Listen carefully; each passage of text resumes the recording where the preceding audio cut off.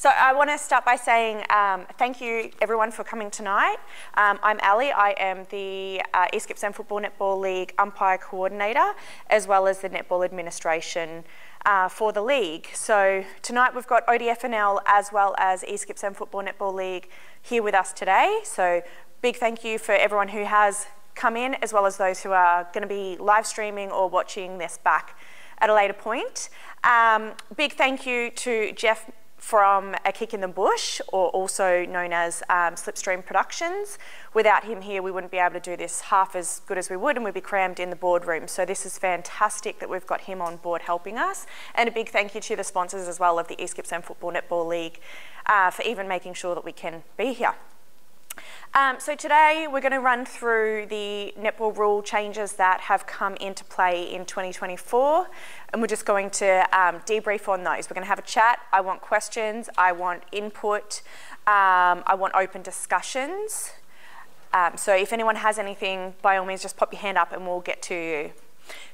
So I'm working off a presentation that Netball Vic have actually sent out. Whoops, that's gone all the way to the end. And this is available if anyone wants to refer back to this. There is also on YouTube a session from Tim Marshall, one of Netball Vic's umpire athletes, with him running through it as a live session as well. So we'll get started and go from there. So first thing that we just want to run through is obviously World Netball Rules is made for World Netball, not just Australia, England, New Zealand, and those high achieving netball countries. It's also actually aimed at those low level or grassroots netball countries that are starting to develop and actually join the netball system. So common sense, these rules, okay? So if there's something that you think that's a bit below us or whatever, common sense, because we are quite a developed country when it comes to netball. So there are a lot of changes that have come through in 2024, some major, some minor, but we will just recap on everything, and then if there's any other questions around rules outside of these rule updates, by all means let me know. So it is a summary only in this presentation. I'm hoping I can delve into a little bit more information, and that's where the questions come in as well, so that we can really have those deep discussions. A lot of this doesn't matter to anyone because we're implementing our rules as of now anyway. So starting with rule number 3, so the first one off the bat, is the role of the captain. So a captain and/or any player can now come up to an umpire at an interval and request clarification on a rule. So previously this was just the captain had to be there with that particular player. Now any player can come up, any on-court player can come up to the umpire and question a rule. They cannot question a decision or make a comment. It has to be a question around a rule and clarifying. So the biggest thing I want to probably start this whole session off with saying, this goes to players, coaches, umpires, spectators, probably spectators mostly, is this is going to be a massive trial and error in 2024. We've got some big changes as well as some minor changes that it's going to take quite a while for everyone to get their head around. So if you come across a game that you're umpiring or playing or coaching and you're a little bit unsure, just approach those situations delicately. If a mistake is made, we are able to put a hand up and say, I'm sorry, we are still learning, and we expect respect. We expect respect in return for those situations because we are learning. So players are going to make mistakes on the court. The coaches are going to make multiple mistakes with these rolling substitutions that we're bringing in. Umpires are probably going to revert back to the old rules without thinking because it's such a habit. So just really, really big thing is be kind. Above all, be kind. And if there is any big concerns, get your netball coordinators to address them with me and we can work through that. So whether that be your umpire coordinator or your club netball coordinator, or if you're an independent umpire as well, you should already have my phone number and be able to just give me a call or a text. Email address, if you do have any questions, I wasn't going to put my phone number up, but that has been emailed out if anyone wants to text me. Otherwise, email through any questions to netball@egipson or egfnl@hotmail.com. I said that wrong, but you can read it. Okay. Match officials. So either umpire now may hold time for injury or illness, or blood on a player. So it doesn't have to be the controlling umpire anymore. It can be either. And it doesn't need to be that umpire that needs to, the controlling umpire doesn't need to be the one to hold time. They are the one to restart the time because the play is in their area, but they don't have to be the one to stop. So if a player is shooting for a goal, common sense applies here. So if you're the co-umpire and your co-umpire down the other end has a shooter ready to shoot, you're going to hold off unless it's an absolute extreme situation that calls for an immediate blow of the whistle hold time. We do not want to disadvantage that attacking team by stopping play partway through. And foul play, which we will get through tonight about foul play. Okay. This is an interesting one. This is exciting. So now on a throw-in, we no longer have to wait for all players to be on the court. So if your wing defence on the opposition runs and gets the ball for you, throws it to you, and you're all ready to go, you don't have to wait for her to be on the court anymore. Okay? If you're going to be nice, by all means, wait until she's on the court, but you don't have to, and there's no more delaying play in doing so.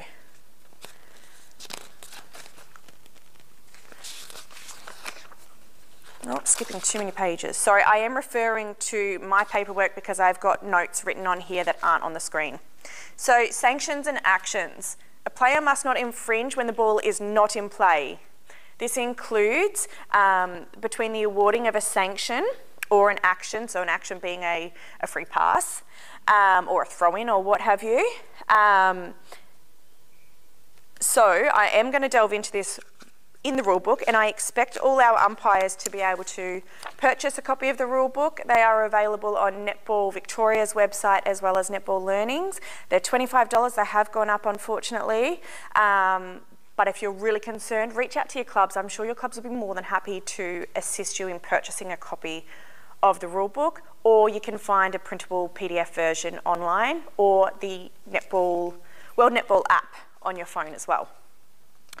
Okay, so infringements during a break in play. A player must not infringe when the ball is not in play. This includes A, between the ball going out of the court and the throw-in being taken. B, between the awarding of and taking of sanction or an action. This does not include a player entering the offside area to retrieve a ball to set a sanction or action. So we are going to be nice if someone goes offside to go and retrieve the ball to set up that penalty, that sanction. We're not going to blow our whistle and say offside. We're going to allow them to do that because it's going to help with the flow of the game. Between the scoring of a goal and the taking of a centre pass, so no infringements then, and then during a stoppage. So a sanction for a minor infringement, the penalty will be a free pass, and for a major infringement, as we all know, is a penalty pass.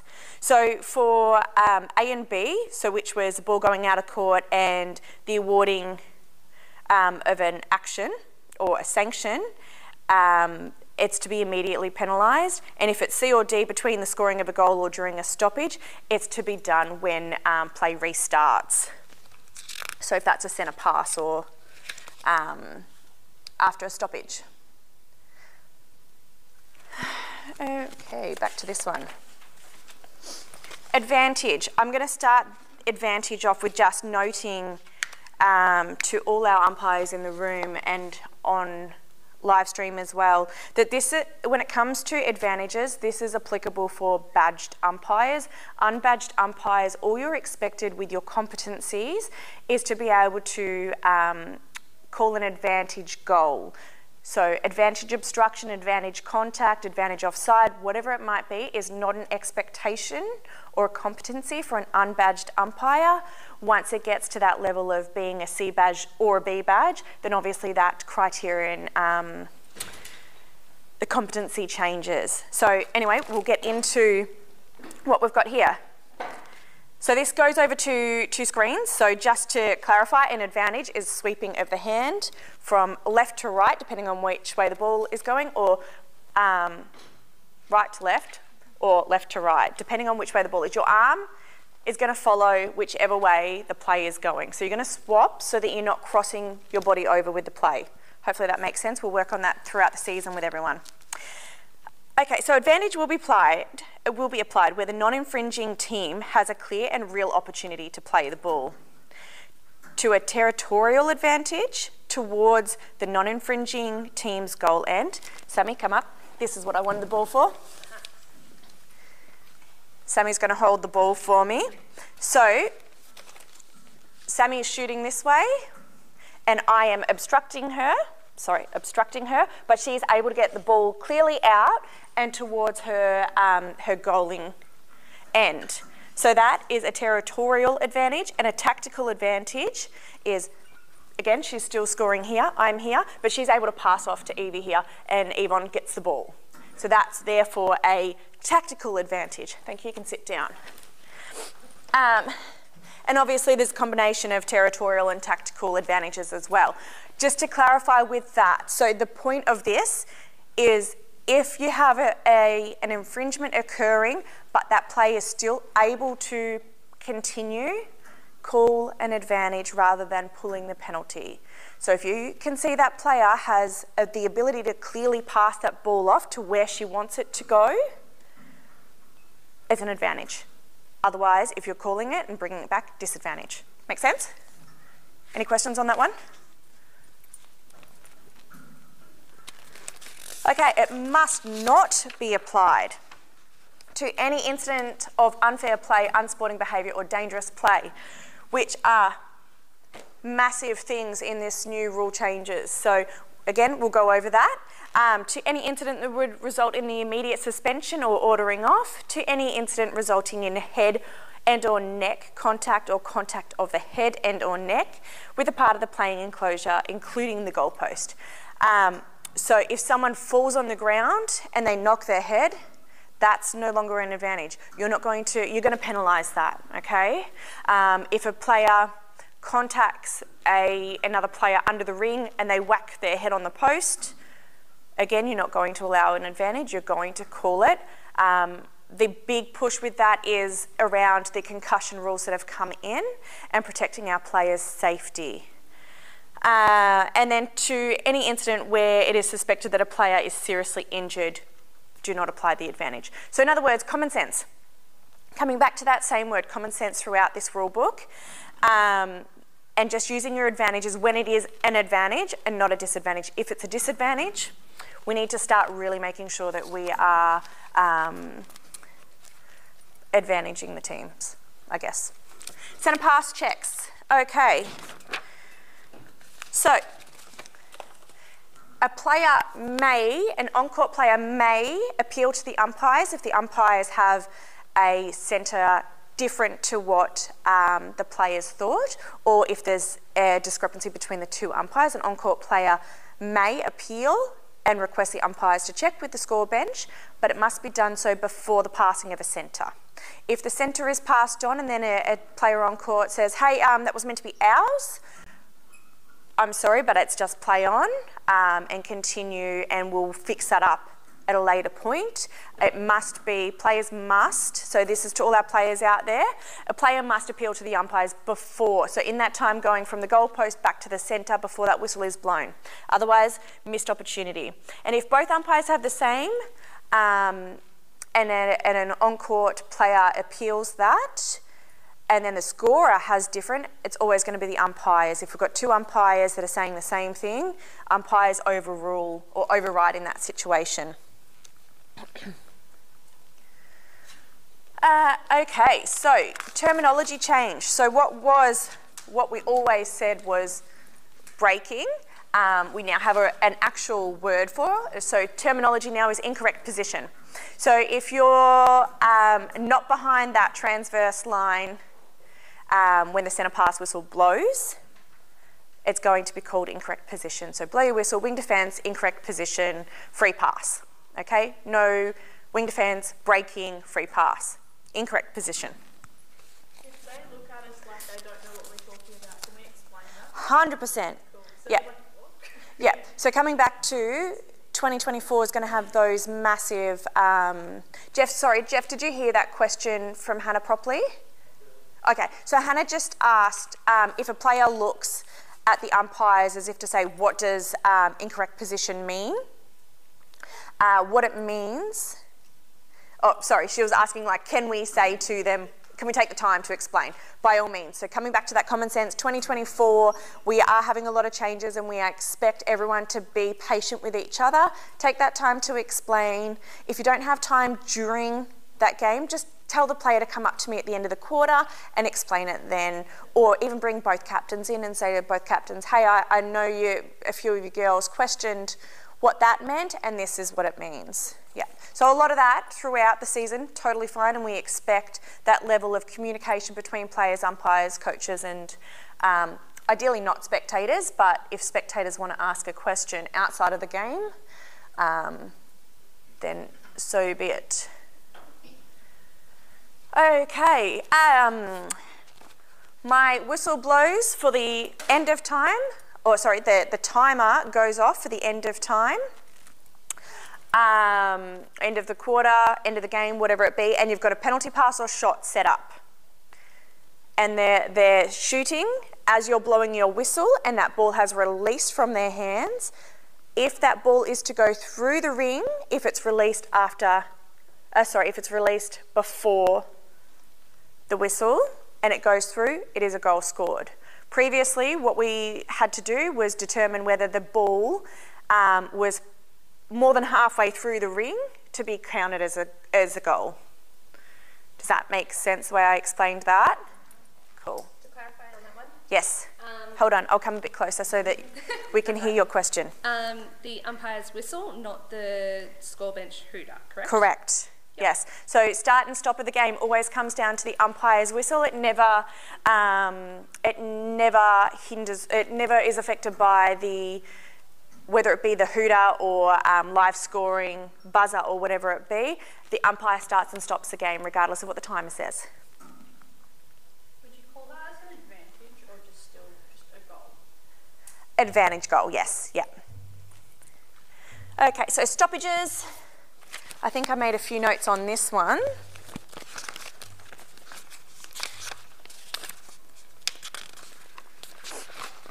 Okay. So an umpire will hold time. Umpires hold time for an injury or illness following a verifiable request. So keyword there being verifiable. I know that sounds a bit hard for me to get out.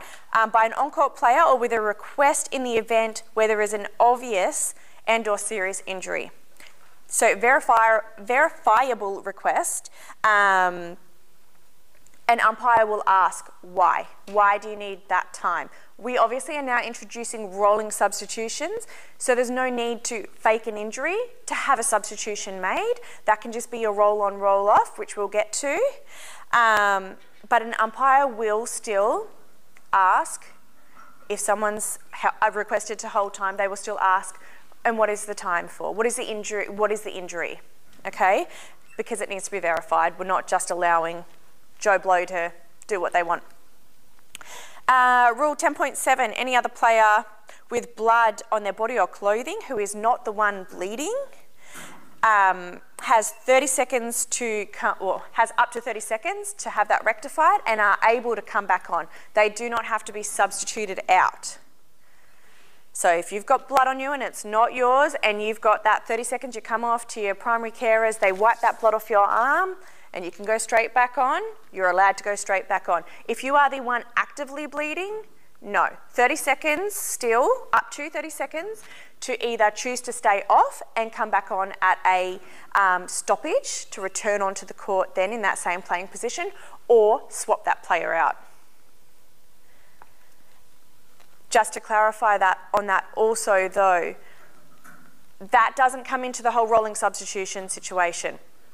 So you can't choose to throw someone else into that position that wasn't that person that had the blood or injury called on them.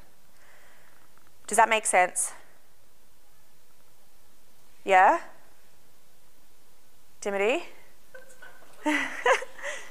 It makes sense? So if you've got someone that's on the bench because they've decided to stay off, Yes. because they're bleeding, Yes. you can't put someone else in that position. Correct. Yes. So Hayley's question was if there is if you come off and there's another player there who is ready to go on, they cannot go on and change, substitute that particular person. She needs to be the one to come back on if you've chosen to wait until after the next stoppage. Hopefully that's clear as mud.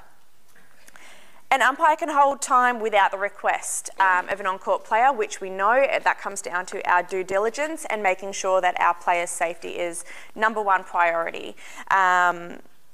So just nothing's really changed with that one, but we're just reiterating. And then players with dried blood are no longer required to be substituted as long as the clothes isn't blood stained. So if there's blood on the bibs, obviously we should have at least one set of spare bibs now, if not 2 sets of spare bibs because of the rolling subs. Obviously change. If it's on your dress, hopefully there's a spare dress because we're still not allowed to play with blood on us. And have baby wipes. Get your team manager to have, or your first aid person to have baby wipes so that it's a quick wipe. This is going to be a fun one. So playing the ball has been a contentious issue for a while now. The understanding of replayed ball over the time is confusing. So World Netball have come up with a way to make that clearer. So we now have what is called repossession. So we've still got replayed ball, but we've got repossession as well. So repossession is where a player has control of the ball and then regains the ball. So they've got possession, they lose possession, they gain it again. So hand signal's still the same. So just, yep. Under playing the ball without having possession, we have a new hand signal, which for whatever reason, I am sorry, I haven't actually grabbed, so I will just grab the rule book to clarify that one.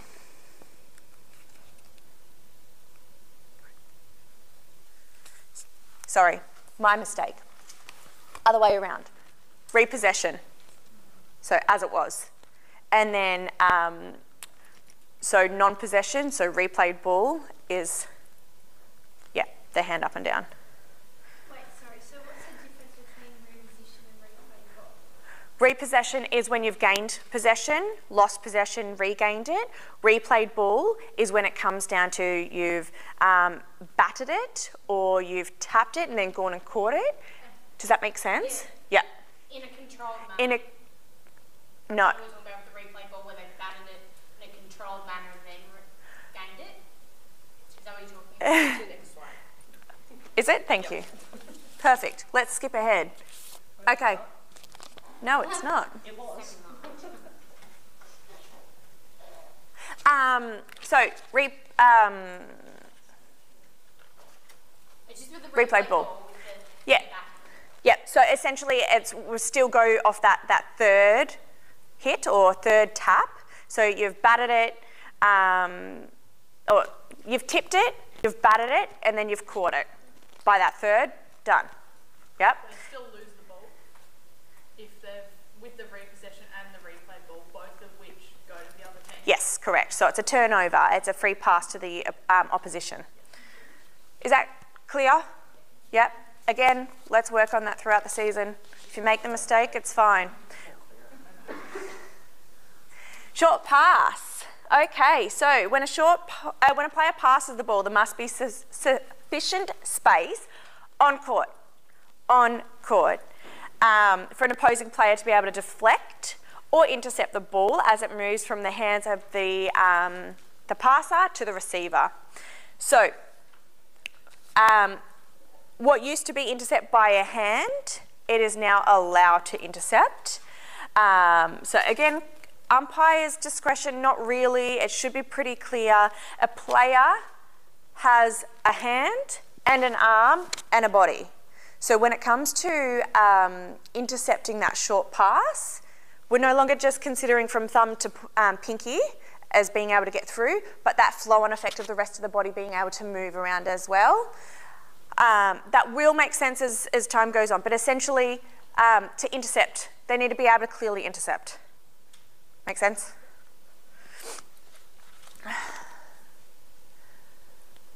Okay, off the post. This is a very good one that so many people have questioned on any training session that I have done so far. So I'm just going to jump out of this for 2 seconds and we're going to let World Netball explain this one.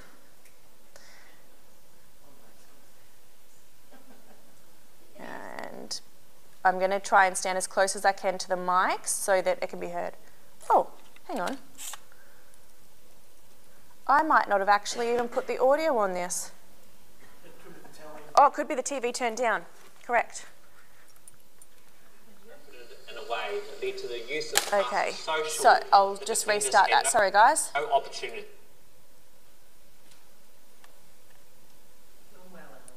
I'm getting there, thank you. The short pass. Yes, it's always been a rule. We've just changed it a little. It is a fundamental principle of netball that every pass should be capable of being legally contested. The previous wording of the rule was being interpreted in a way that led to the use of passes so short that defenders had no opportunity to even attempt to intercept or gain possession. The updated rule is, when a player passes the ball, there must be sufficient space on the court for an opposing player to be able to deflect or intercept the ball as it moves from the hands of the passer to the receiver. Okay, so coming to sufficient space on the court. As you just saw, I don't know if everyone was paying attention, we'll just backtrack a little bit. There must be sufficient room on court. So, will that play from there? The defenders had Watching no here. opportunity to even attempt to No go. or gain possession.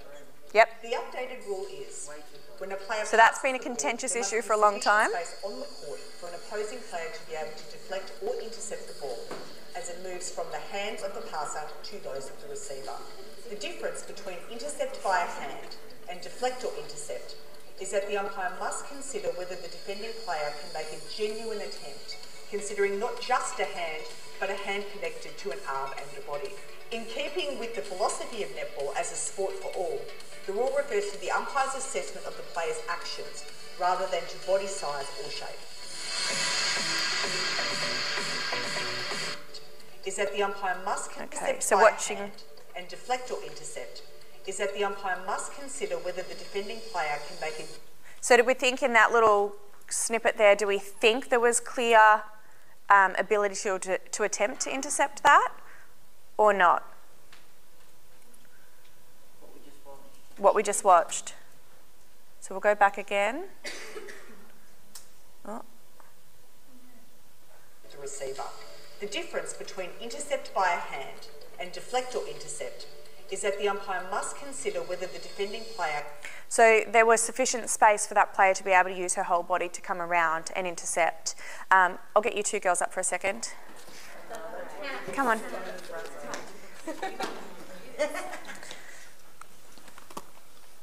Just come in front of the TV for a second. So if we're going to do a short pass here, Sammy needs to, we'll turn so the camera can see us a bit better. Sammy needs to be able to actually attempt to get through properly. Use your whole body, actually get into it. Yeah. See, there's space. If we were to be here, there's no room for her body to be able to have that natural flow to be able to actually intercept. And we are considering more than just her hand. We are considering her hand, her arm, her shoulder, her full body. Again, as mentioned in that clip, we're not talking about body size. Thanks, girls. So no discriminating. If you've got a tiny girl this size or a bigger woman on the court, we're not judging by that, we're judging by the ability for that player to be able to actually move through an intercept. And obviously an intercept's not going to look just like this. There's different ways, whether it be two-hand intercept or what have you. Discretion. Umpire's discretion, we will learn as this season goes with that change. Not much of a change, just more of a clarification. Okay, back to our PowerPoint.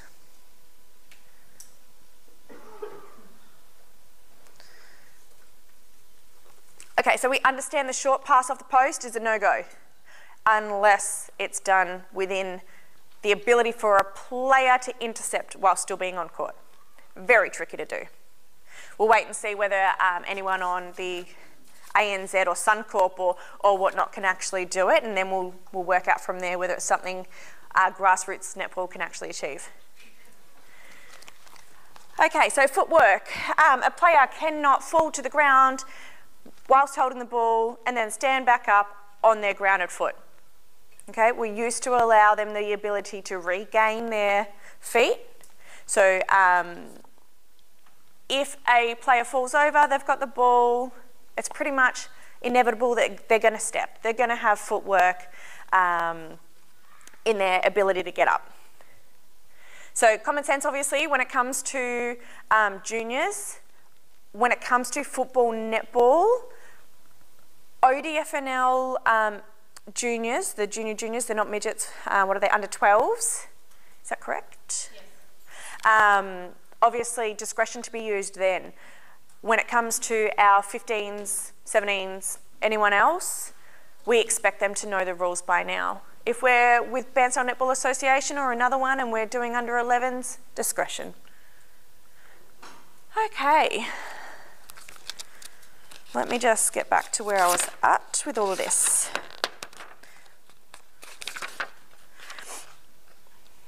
So in obstruction, an opposing player may attempt to deflect or intercept the ball or defend a player in possession of the ball while being lifted by an opposing player, provided there's 0.9 or 3 feet between the nearest part of the grounded foot of the player in possession of the ball and the foot, or the closest foot or feet of the opposing player in contact with the ground. So we're not going by the girl who's being lifted up. We're not going by her and where her feet are, because you're going to have at least a foot there. We're going by the one who's lifting her. It's her feet, and then to the shooters. Whether anyone can actually do a lift, we'll wait and see.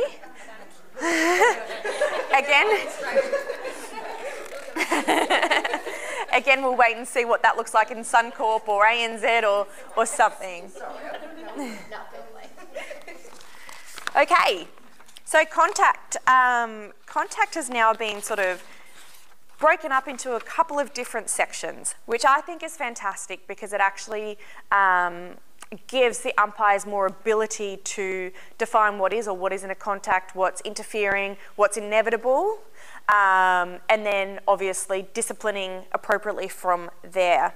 So interference. For physical contact to interfere, it must result in the loss of the ball by an opponent in possession, interference with a pass or shooting action of an opponent in possession. Again, we obviously contacting them, physically actually touching them.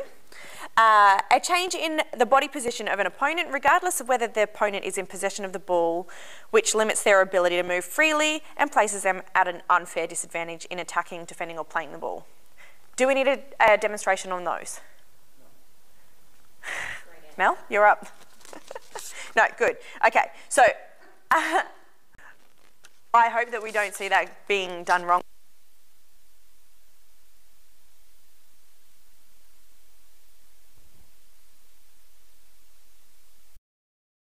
Vacant space on the court. A player cannot jump into a stationary opponent. A player cannot move into the landing space of an opponent who has just jumped. All good still? I'll just swap it like that. Yeah. Okay, that usually happens around the ring. Yeah? Around the ring, that's the most common place-offs. Have a drink. Have a breather. Yeah, thanks.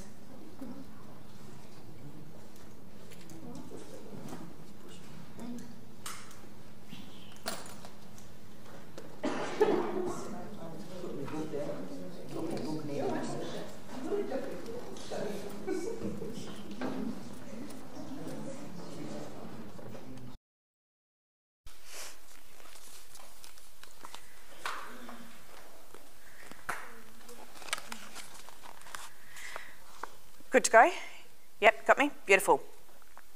So JA just pointed out, so a lot of that happens around the ring or inside the ring. So a player cannot move into the landing space of an opponent who has jumped. That typically occurs, obviously, when we're going for a rebound.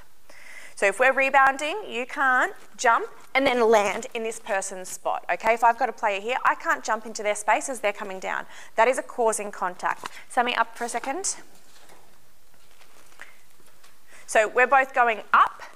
I can't go up and then land here while she's still up in the air, okay? She needs space to be able to land where she was going to. Yeah, thank you. And moving player. The moving player rule now states that a player must not take up a position so near to or quickly in the path of a moving opponent that the opponent doesn't have enough time or space either to stop or change direction. And this depends on, obviously, the speed. This is dependent on the speed of that opponent. So we're not taking bodies out. We're going to be very, very cautious because this comes back to the concussion rules and regulations now too. So we need, obviously, our players are going to be watching and trying to see what happens. Sometimes as, you know, back of the head, something's going on, you don't see it. But a player must not take up that space or position that is already being used or about to be utilised by a player. Obviously inevitable, sometimes things happen, but we just need to be wary of it because, again, concussion is massive. Okay. And just to clarify, contact, hand signal is just hand on hand. Although we like to still try and reenact, we've got to go with the actual hand signals. Okay, now we're moving on to Rule 18. This is the big change again. Probably not necessarily a change for the worse. We're really just reverting back to what pre-2020 was. So we've got our proactive advice, so saying to our players, goal defence, please adjust your distance, you're not quite 3 feet. Or wing defence, persistent obstruction when on the ring, please adjust. So we are talking to our players and saying, hey, I've noticed you're doing this wrong. Please adjust that, but you're explaining to them. You're telling them what isn't quite right. So it's that proactive advice, which we used to do. We used to say, no more, no more, no more. But we would never actually tell them what no more was. So now we're saying no more doing X, Y, Z, okay? And using it in the way of explaining to them exactly what they're doing. Wing defence, you're consistently going offside. Please refrain from going offside. At the end of the day, if a wing defence is going offside, do we really care? Is it really causing too much of an issue? Can we just keep saying advantage? Sure. So don't get too hung up on that. But if a goal attack is, we're at a pass and the goal attack isn't quite behind the line, but it doesn't matter because it's going the other end, and we're forever saying incorrect position, goal attack, incorrect position, goal attack. We're going to then say goal attack, you're not behind the line, that is incorrect position, please make sure you're behind the line. We don't want to tell a story, but at the same time, just more information is better, and especially in these next sort of 12 months while we are still learning all these new rules. Then we move on to advance or escalate. Now, anyone who was at the game match management course a few weeks ago will try and say that the trainer that night actually said that that's not really going to apply. It is. So when we advance or escalate, that is because we have a player who is essentially, under the new rules, is essentially unfair play. So intimidation, retaliation, repeated or intentional, whatever it might be, or dispute or dissent to the umpire. So they can now be advanced or escalated. So what advanced means, you can, we'll use a delaying play, for example. Wing defence has gone off, gotten the ball, the ball's run off the court, they're coming back on and they're holding the ball the whole time and they're not passing it to the opposition to take that penalty or free or whatever, that free pass. We're going to use free pass. So what's going to happen then is you're going to say, delaying play, I am now advancing that penalty, or I'm now advancing that free. We are going to move it half a third. So one standard pass, which is half a third in the rule book. And we're also going to escalate them to then being out of play for that infringement. If we're under the ring and there isn't an ability to advance, or it's already a penalty, so a penalty pass, not a free pass, that's when we then escalate it. Hang on. If it's a free pass, not a penalty, we're going to escalate it to then putting that player out of play. Anyone got questions on that? How would you go about saying it to them, like in the difference between advance and escalate? Yeah, so Dimity's question then was, how do you go saying the difference between them? How do you explain it to them? So it all depends on the scenario that you're in. So if it is a situation where you're advancing it because you've got the space to get the ball from here to here, you're going to say, as you normally would, your sanctions, so goal defence, for example, no, we'll go back to wing defence. Wing defence, delaying play, I am advancing the ball and you are now out of play. So up here with me. Goal defence, wing defence, up here. If it's escalate, so for example, we're under the ring, and intimidation. So we're intimidating our player. You're going to blow your whistle and you're going to say, goalkeeper, you're intimidation. I am now escalating you to being, hang on, that's not quite right, out of play.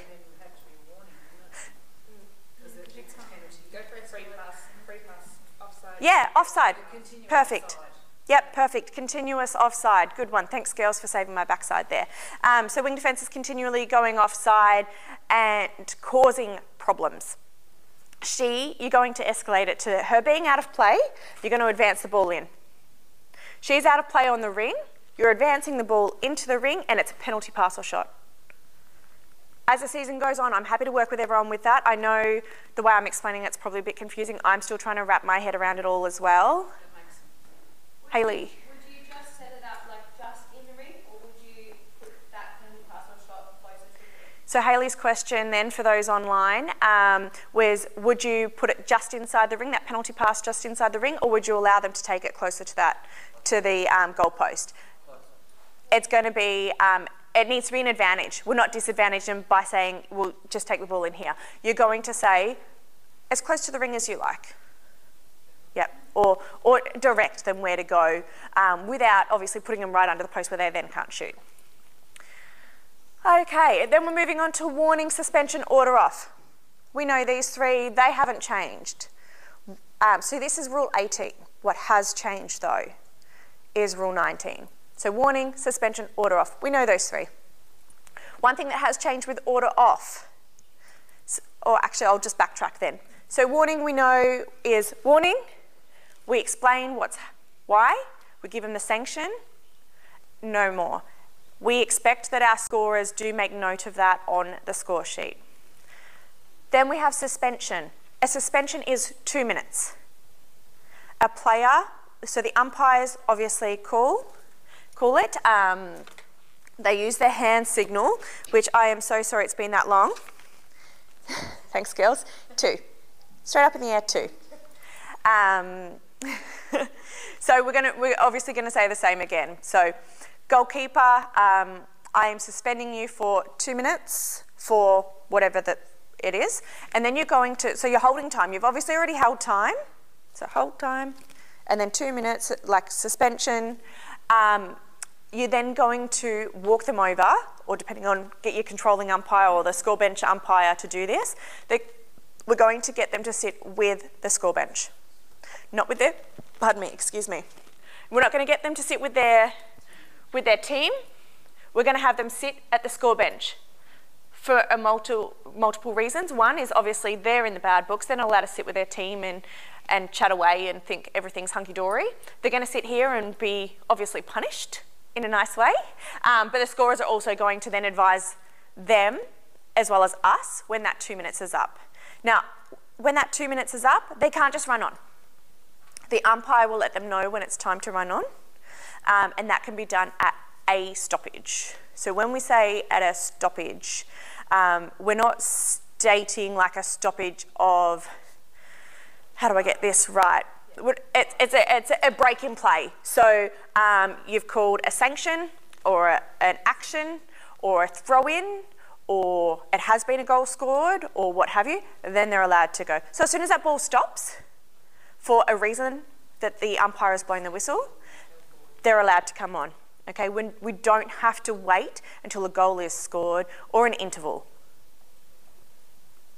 Everyone got that? That also applies with injury or illness. So if a player comes off, they don't want the 30 seconds to swap out. They're choosing to take that time and they'll fix themselves up. So no, we're leaving the position vacant. They'll come on when they're ready after that 30 seconds or during or what have you.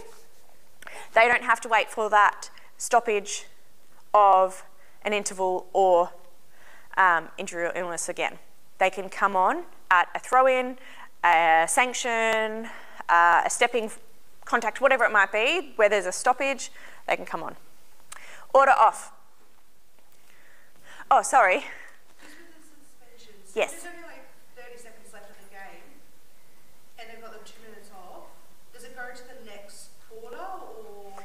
Yeah, so that question again for those at home was, if we've got 30 seconds left of the game, or left of the quarter, sorry, not the game, does that 30 seconds, then the remaining time get carried over into the next quarter, which it does. So there will then be a minute and a half in the next quarter that they are still suspended for. Once that full 2 minutes has been utilised, they then can come back on. So a question there, if it's over that quarter time, is that player allowed to go to the team bench then? So Nerida's question, are they allowed to go to the team bench during that interval if they are still that suspended player? Yes, they can. If there is an injury and time is held for an injury, they're allowed to go and be with their team. They're just not allowed to be with their team during the active play. Yeah? Can I move on to order off, or is there another question? No? Beautiful. So ordering off. So we hope this doesn't get to this point, but with the way our new rules are set up under Rule 19, we may very well have to implement these, hopefully not too often. Hopefully we stamp that out pretty quick and our players understand that we mean business now when it comes to recognising dangerous play and bringing netball back to being an enjoyable sport. Ordering off.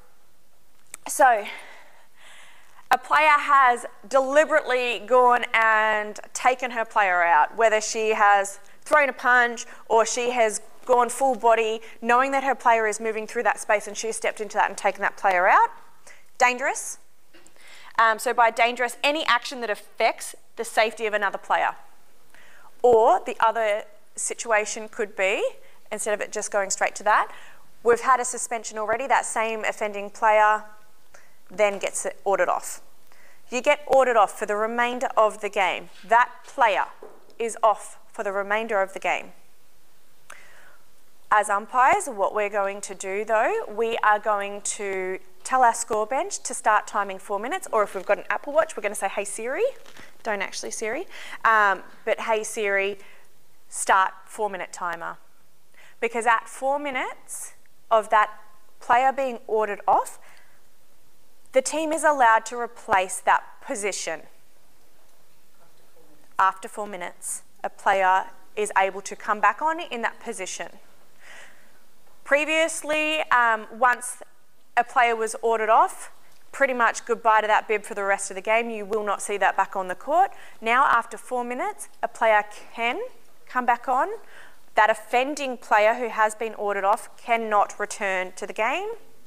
They can sit with their team. That's fine. Obviously, they can't actively be involved in the game to the point of being abusive or anything like that. That's where our court supervisors step in and take over dealing with those naughty players and telling them to go off. But yes, so 4 minutes. So we're hopefully never going to have this, but if you do happen to have a situation where you're ordering off, remember to ask the score bench to put a timer on for 4. You have to explain that to whichever team as well, that they can send someone on after that 4 minutes. That's a good question. So the question Zoe had was, do you need to explain to the teams? Absolutely, for the next 12, 18 months, we're going to coach them through it. If we've got the knowledge, we're going to impart that knowledge onto everyone else. Yeah. Because those that may not be in attendance tonight or may not have jumped onto any of the Netball Victoria or Netball Australia sessions or done their own research may not be aware of that. So yeah, if we've got the knowledge, let's impart it onto everyone else. Let's give them the knowledge so that we're all on the same page. And then it also saves you getting abused by Joe Blow, who is sitting on the far side and doesn't know what's happened, doesn't know the rules, they're just a spectator or a player's mum or what have you. It's just going to protect us umpires, but also impart that knowledge that we have onto everyone else. Rule 19, foul play. So we now have 3 different categories around foul play, which comes with essentially 3, 4, what's the word I'm after? Penalties? Sanctions, infringements, no, can't think of the word I'm after. So we've got unfair play, which gives us a penalty pass and advancing the ball. Unsporting behaviour, penalty pass and a warning or suspension. Dangerous play, penalty pass, suspension or ordering off. This next slide will make a bit more sense. So, unfair play, we've got delaying play.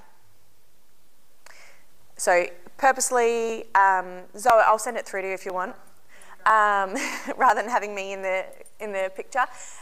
Delaying play, purposely not getting back to the centre circle in time, ready for this pass, or slowing the game in any way. You might have 30 seconds left and not at the moment, and not anymore, but you know, you've got your timekeeper up ready to go and tell the umpire you've got 30 seconds, and then the escalation of the game, so we then start throwing the ball away to delay the play, that sort of thing.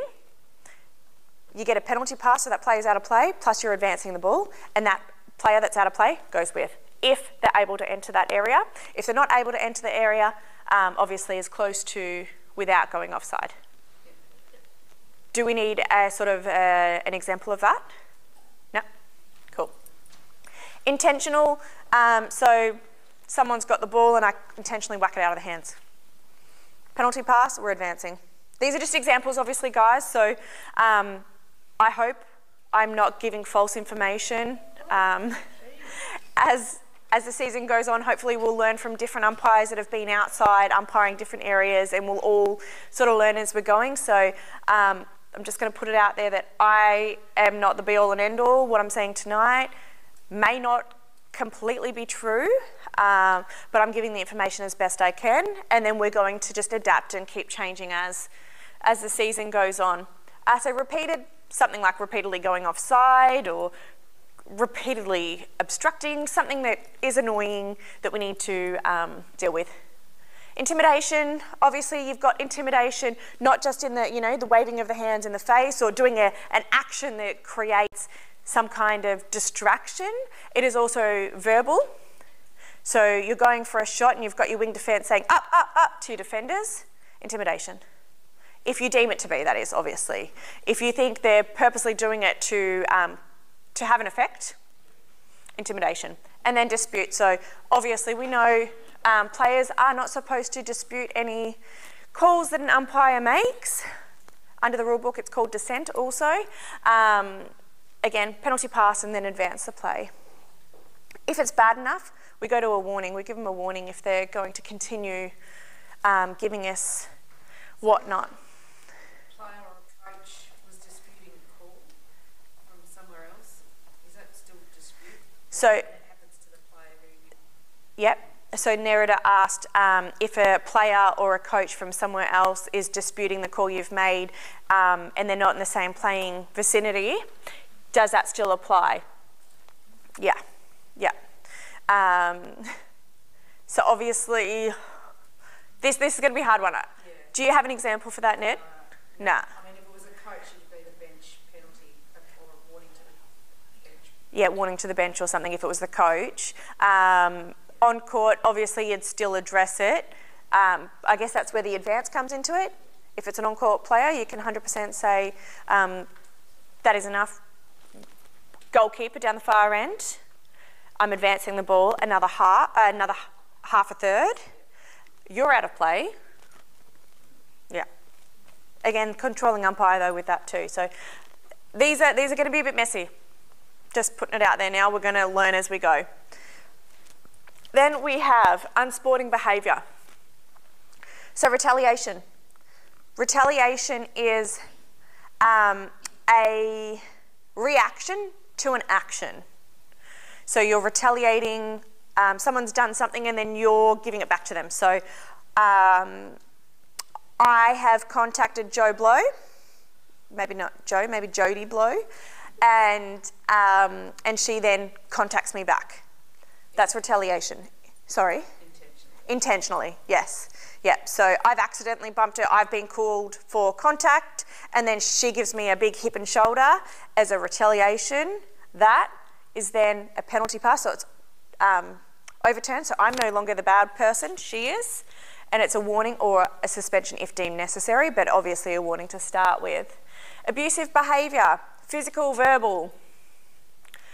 Any actions contrary to good sporting behaviour, so anything that as an umpire you deem unacceptable. Penalty pass, warning or suspension. Penalty pass to obviously the non-infringing team. So that means someone needs to be out of play. And then the warning or suspension. And then we have dangerous play. So any actions that affect the safety of another player. As I said before, someone intentionally taking out another player by using body force, tripping. Obviously, you've got the really obvious, the throwing a good old punch to the face. We would be absolutely disgraced if that happens. But, you know, those sort of things that actually affect the safety. Again, coming back to the concussion rules, anything that affects the head or the shoulders, neck area, that comes under the suspension or order off. So if someone hurts themselves really badly, there should be a suspension or order off if it's been a reaction from what's happened, if that makes sense. Yeah. So I will get every umpire to really do their research in the rule book on this. So on page 64, 65 and 66, it outlines these in detail. I really want everyone to do their own homework on this. Same with rule, that says rule 9, it's meant to be rule 19, so apologies. Rule 18 and rule 19, do your homework. Toss-ups. Toss-ups are out the window. We no longer have toss-ups, which upsets me because I like toss-ups. I did a few of them in my time because, you know, players do simultaneously infringe, and sometimes as umpires we can't work out who did whatever first, whether it caught the ball or whether they did some kind of infringement, went offside, whatever, simultaneously, but that's no longer. So what happens now instead of a toss-up, and I will say what we're about to see happens as rarely as a toss-up would occur. We are now going to, again, yeah, expected will be used as often as we would have seen a toss-up. Not very often. So an umpire will award possession to the team who last had possession of the ball immediately prior to that infringement.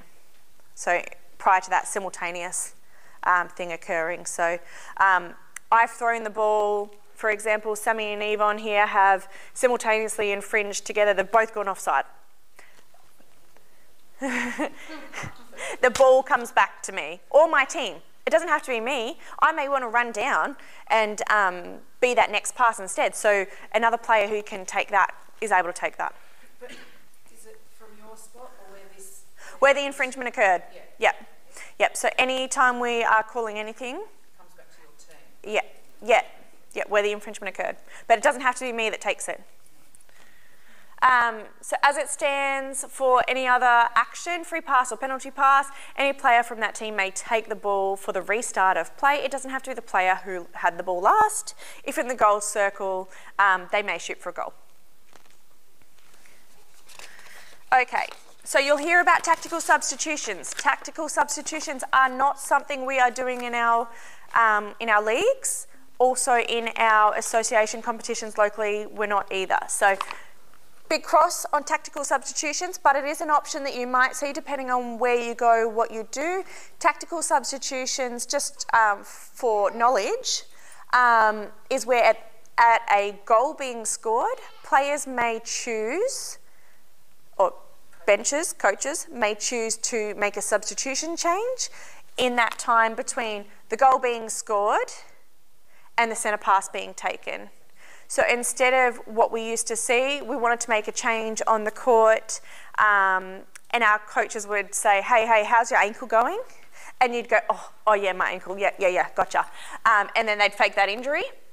So with tactical substitutions and rolling substitutions, that's out of the way. Tactical substitutions can be used if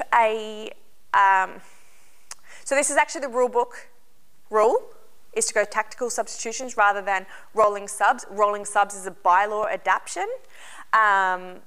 Most recommendations have been that we go rolling subs. In case you do see it, please make yourself familiar with it. But essentially, after a goal is scored, the player may roll on, roll off seamlessly before the centre pass is taken. All good? Can I just, they must change over in the box? Yep. For rolling sub? For rolling, we're talking tactical right now, so yeah.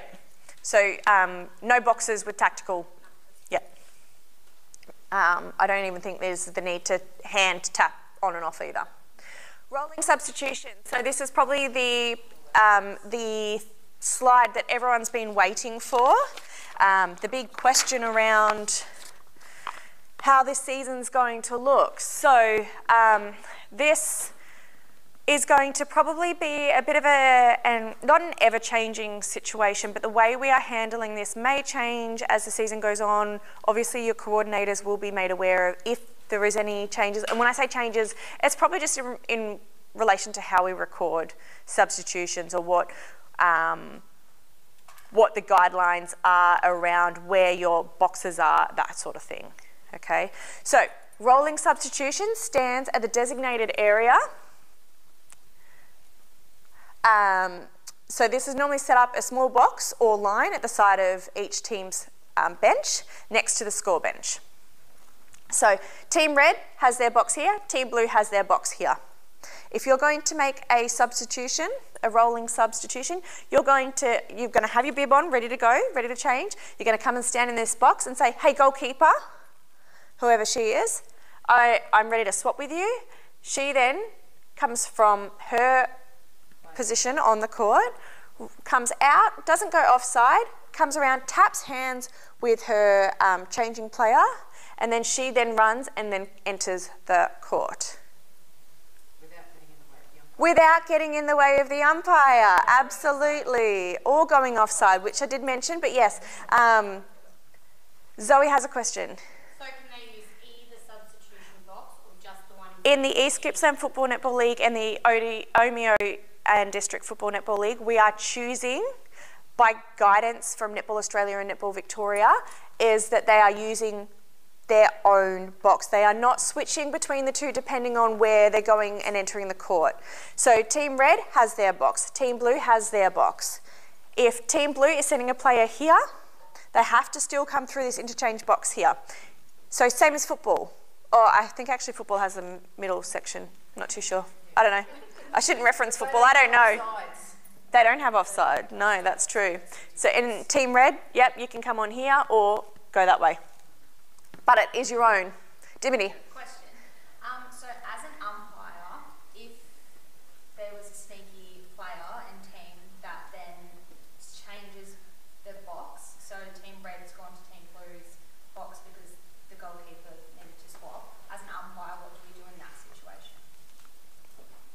That is a really good question that I actually am not too sure how to answer, so that's something I'm going to have to research. Yeah, it's. Oh, cool, let's keep reading. They just haven't done it correctly. They've infringed on that sub, so it's just a free Yeah. pass where the infringement occurred, which is where they've done the swap. Yeah, just in case it can't be heard live, the players must observe the offside rule as they enter and leave the court, free pass where the infringement occurred. So Dimity's question was, Team Red's doing an old sneaky, they need to put a player here, and this player goes and stands here and then substitutes off here.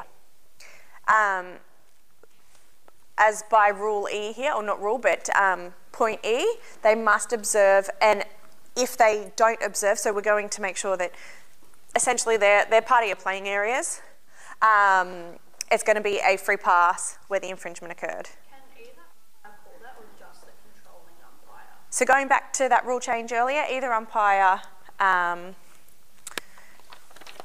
just make sure I'm going to say this right, but either umpire has the ability, it's not really an extreme circumstance, but make them aware. Yeah? Everyone agree with that? All my umpires that have already been doing it and they've done all their training? So before leaving the designated area, the player must, the substitute must tag with the hands before leaving the court.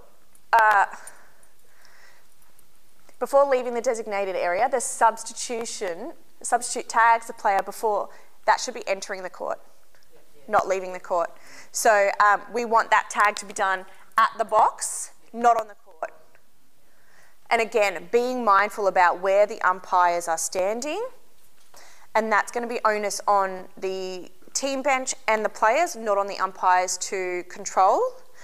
Obviously, umpires are going to be aware and conscious as to what's happening, but whatever happens with the rolling subs, it needs to be onus back on the teams themselves, not on the umpires. An umpire has enough to worry about, so the team needs to do the right thing, stand out of the way, wait until the umpires run past, then make a change.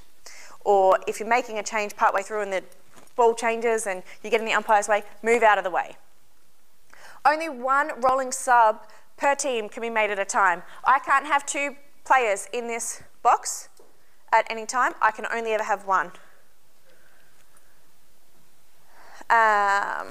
Play is not to be held up for rolling subs. It has to be so seamless. So seamless.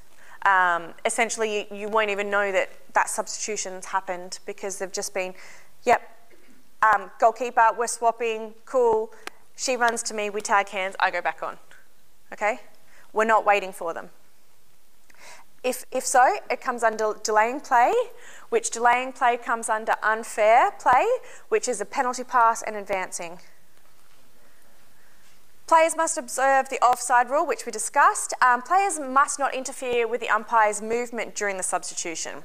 Free pass where the ball was when the play stopped, and advantage may be applied if need be.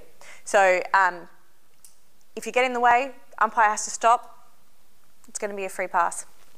If a player leaves the court as a rolling sub and there is no player in the designated area, the replacement player is treated as a late player and must wait until a break in play to enter the court.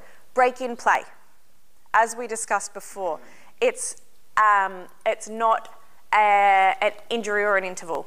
So it could be a sanction, it could be a throw-in, it could be a goal scored, but any break in play where the ball stops or the play stops, they can come back on.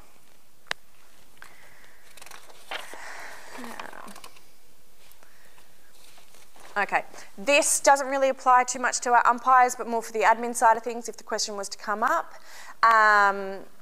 We've obviously been given the two options. We've gone with the rolling subs. Centrally timed games, yes, that's why they wanted definitely centrally timed games to have rolling subs because it's a lot easier, but we have been advised and we have chosen to go with rolling subs over tactical. Those things don't matter. If you want more information around those rule changes, there is an absolute wealth of knowledge out there that I really want everyone to look into. So Rules of Netball, either download the World Netball Rules app It's available in Apple and Android, I believe. Get the physical copy. Every umpire should have their little umpire pouch or purse, whatever you want to call it, that has their rule book, spare hair ties, lip balm, because on those hot windy days, tissues, coin just in case you ever have to toss, or if you need a lolly break, pen in case there's not spare pens, spare whistle if I didn't say that, hair ties.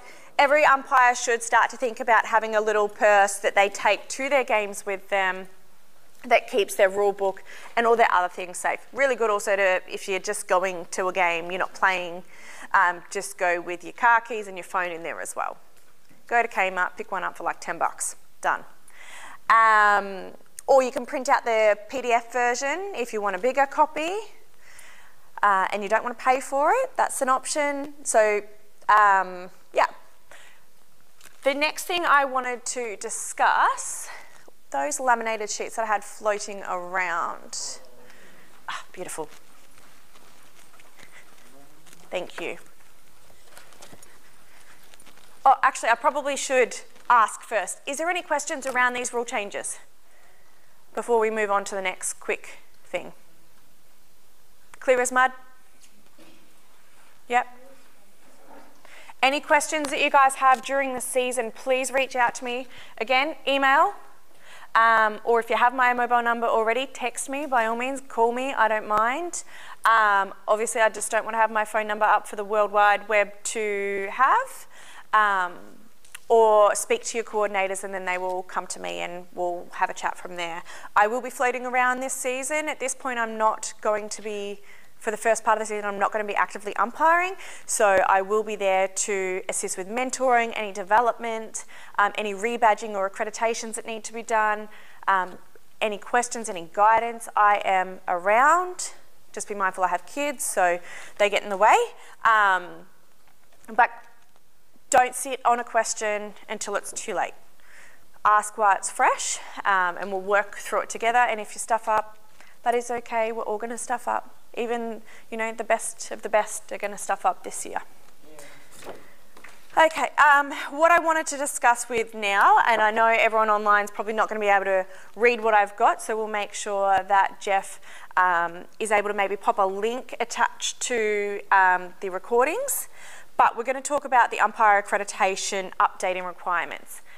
Another change that occurred in 2020, which hopefully everyone is aware of, we went from updating your badges every 6 years to now every 4 years. When it was 6 years, all you needed to do was a theory exam or a level 1, foundation umpires course. Now you need to obtain a certain amount of points. So for each badge, it's different. So if you either obtain a higher badge in that 4 years, which will give you all of those points anyway, because you have to do certain things to go for your next badge level, or you need to obtain those points. So a C badge is 20 points over that 4-year period. A B badge is 40 points in that 4-year period. An A badge is 80 points in a 4-year period. And obviously AAs, which we won't really see, is 120 points in that 4 years. So what I want every umpire to do for me, excuse me, over the next week or two, I want everyone to email me their accreditation. You're going to log on to Netball Learning and you are going to look at your umpiring accreditations. In your umpiring accreditations, it will tell you whether you have a valid badge, the date it expires or has expired, and any other courses or trainings that you have done to keep you current.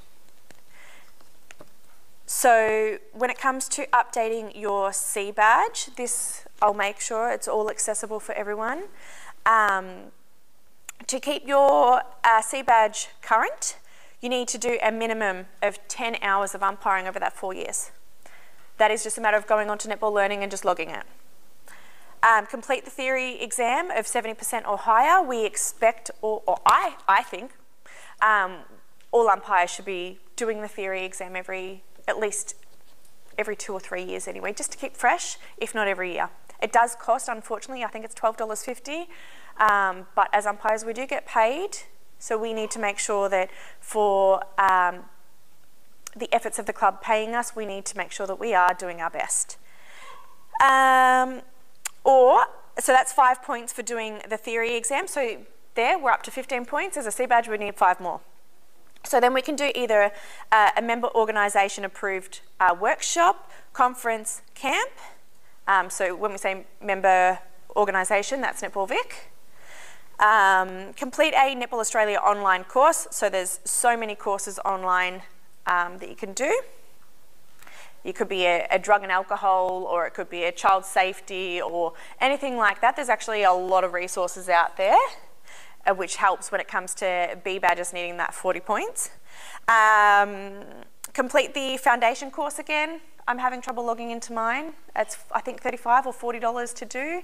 Worth it. I am struggling to log on, but that gives you another 5 points. So that will then give you your total points, or if you're going for your B badge, you're obviously having to do your 20 points anyway to be able to step on and do that B badge test.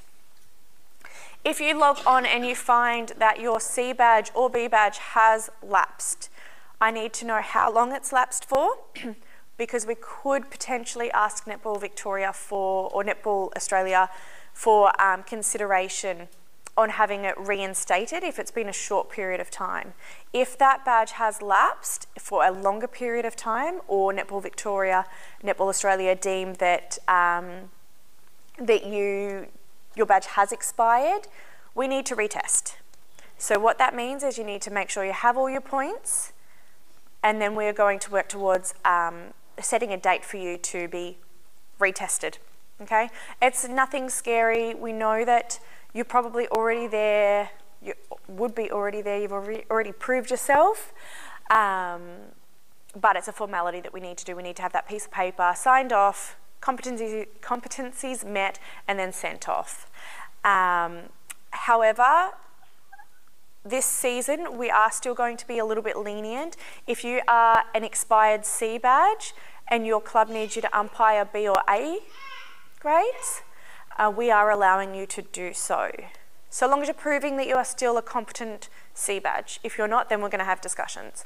But so don't fret if you jump online and that you see that your accreditation is expired and then you go, holy cow, I can't umpire A or B grade. We are allowing you to for this season. This season we want to make sure that everyone is up to date with their accreditations though. So there are enough of us testers around that if your badge has expired, we can retest you. Okay, it's just a matter of having that communication and making sure that you're doing your part to help us as well. And then for the B badges, I would expect our B badges to already know what their 40 points entails, but similar thing, so 20 hours worth of umpiring in the 4 years plus then all the additional courses. Any questions on that? Okay. Any questions on anything else this season?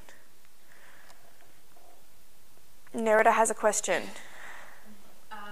Just if we are doing any testing, that we can get other testers to sit on a mentor panel, because we need a few more testers. We need a few more testers. Get the word out when there's a testing happening, that we could potentially have a... Absolutely. So for any that need to do, any that are wanting to become a tester, you are required to jump on and do the testers meeting, and then sit through as a mentored or cadetship for 3 games, mentored by a senior mentor, so someone who essentially would head a panel. So if you're wanting to... Oh, sorry. Yes, tester. Yes, someone that is a competent tester to head a testing panel. Yeah, yeah. But yeah, if anyone out there is interested in doing that, reach out to me and we can work through a way of looking into doing that. But but any testings, or if anyone wants to go for their C and they're unbadged, speak to your coordinator. They will then come to me and we will organise testers to come out and do that. There has been a slight change to umpire remuneration in favour, so there's been a slight guideline increase there for umpires. So familiarise yourselves with the bylaws for your league. So the East Gippsland Football Netball League have their bylaws and the ODFNL have theirs. Just have a look and see so you know what's what when it comes to anything and everything. One exciting thing, yes, one exciting thing is Netball Victoria have put out there a guideline in relation to player and umpire uniforms and being more inclusive.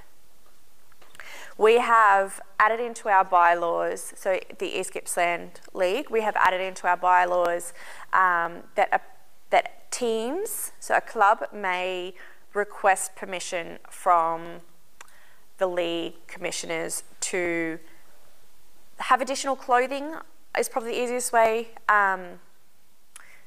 as part of their uniform. So if a club would like to see their players be able to wear a long sleeve top under their dress on a really cold day, permission sent through, league approves, you can play with long sleeve tops.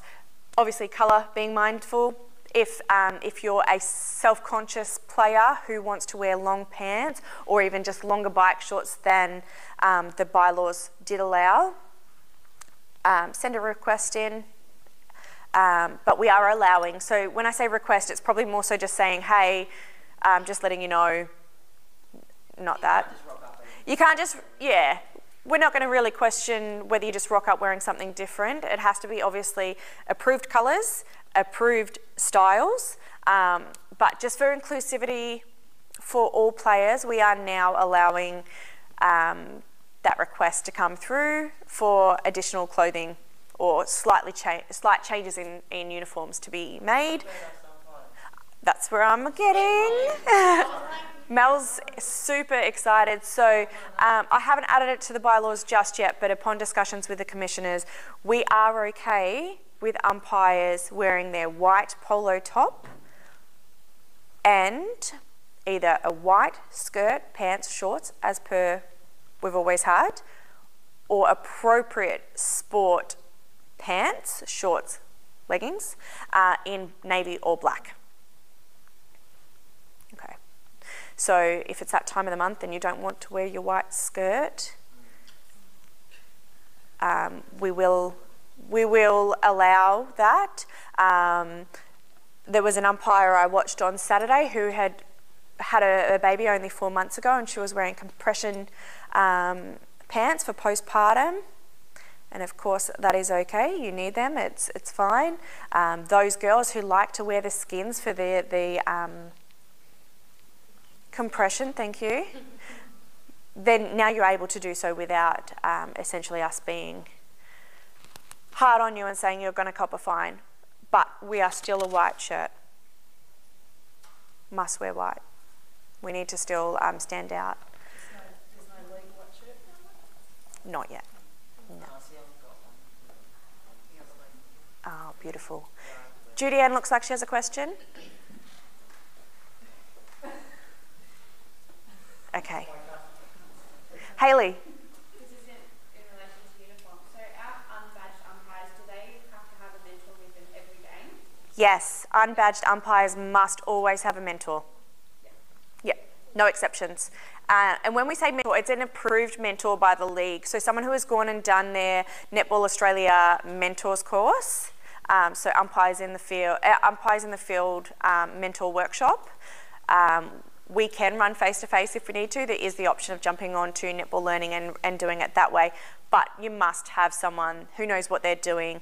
We're not going to sit back and allow clubs to have someone who thinks they know what they're doing but is actually leading our umpires slightly astray. Especially with all these rule changes, we need to have that experience.